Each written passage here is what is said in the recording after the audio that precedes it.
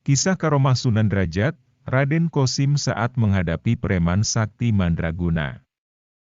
Assalamualaikum warahmatullahi wabarakatuh. Sahabatku rohimahkumullah. Sunan Derajat adalah salah satu sosok dari ke-9 wali yang mempunyai banyak karomah. Sunan Derajat yang mempunyai nama asli Raden Kosim yang lahir pada tahun 1479 Masehi. Semasa kecil, Sunan Derajat sering dipanggil dengan sebutan Raden Syarifuddin. Sunan Derajat juga merupakan salah satu putra dari Raden Rahmat atau Sunan Ampel dan masih saudara dari Sunan Bonang. Ibu Sunan Derajat bernama Dewi Kondrowati atau biasa disebut oleh masyarakat dengan sebutan Nyai Ageng Manila. Jika kita tarik nasab ke atas, maka akan kita temukan bahwa Sunan Derajat masih keturunan dari Syekh Jumaluddin Akbar atau biasa disebut dengan Syekh Jumadil Kubro.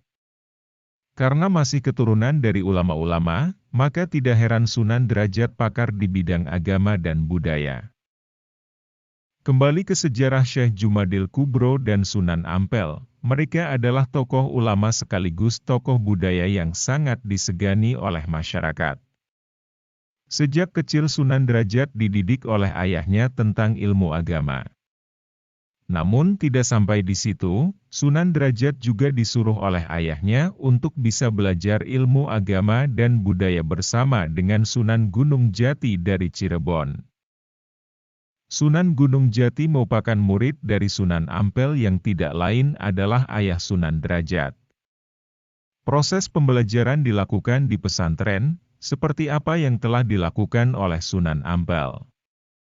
Setelah Sunan Derajat cukup menimba ilmu bersama Sunan Gunung Jati, kemudian Sunan Derajat menikah dengan putri Sunan Gunung Jati yang bernama Dewi Syufiah. Sunan Derajat karena termasuk putra Sunan Ampel yang termasuk anggota dari Wali Songo. Sunan Derajat juga merupakan tokoh penyebar Islam di Tanah Jawa. Ketika berdakwah Sunan Derajat masih menggunakan metode dakwah yang diajarkan oleh ayahnya yakni dengan mengedepankan aspek humanis dan menghargai budaya yang sudah ada di Jawa. Dengan metode tersebut, maka tidak heran banyak masyarakat yang masuk Islam. Tidak hanya itu, karena Sunan Derajat merupakan anggota Wali Songo maka ia juga mempunyai karomah. Sunan Derajat adalah salah satu sosok wali yang sangat mengagumi musik tradisional. Kekagumannya membuat Sunan Derajat belajar dan terus belajar supaya bisa memainkan musik tradisional seperti gamelan. Setelah ia mulai bisa memainkan musik tersebut, kemudian Sunan Derajat menggunakan alat musik tersebut sebagai salah satu alat untuk berdakwah. Karena kegemarannya memainkan musik gamelan dan membuat masyarakat terkagum-kagum, pada akhirnya ada seorang preman yang sakti mandraguna bernama Duratmoko. Seorang preman tersebut tidak menyukai dengan sikap Sunan Derajat yang telah mempengaruhi masyarakat untuk masuk Islam. Suatu hari, ketika Sunan Derajat memainkan gamelan kemudian datanglah seorang preman. Kala itu, Sunan Derajat sedang mainkan musik gamelan dengan membawakan tembang yang ia sukai yaitu tembang pungkur. Tembang pungkur adalah tembang yang di dalamnya terdapat makna-makna Al-Quran yang dikemas dengan bentuk serat.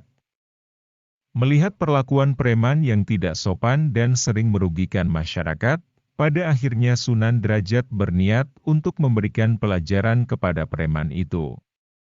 Ketika Sunan Derajat telah menerima laporan banyaknya masyarakat yang telah dirugikan atas perilaku yang dilakukan oleh preman, selanjutnya Sunan Derajat memerintahkan prajuritnya untuk menangkap Duratmoko.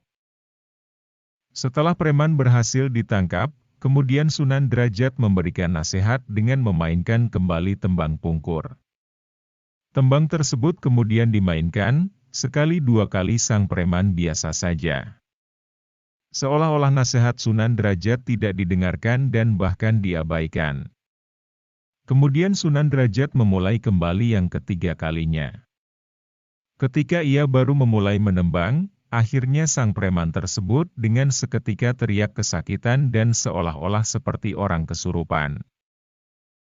Kejadian kemunculan karomah Sunan Derajat tersebut disaksikan oleh banyak masyarakat. Pada akhirnya preman tersebut merasa malu atas kekalahannya. Kemudian sang preman mengakui kekalahannya dan ingin berguru kepada Sunan Derajat. Tidak lama kemudian, preman tersebut masuk Islam di hadapan langsung Sunan Derajat. Melihat kejadian tersebut, masyarakat semakin berdatangan untuk masuk Islam. Allahumma sholli ala Sayyidina Muhammad wa ala ali Sayyidina Muhammad. Barokallah fikum. Amin.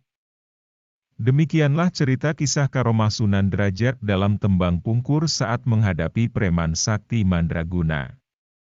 Semoga bermanfaat. Jangan lupa like dan subscribe agar saya lebih semangat lagi dalam berbagi ilmu. Terima kasih.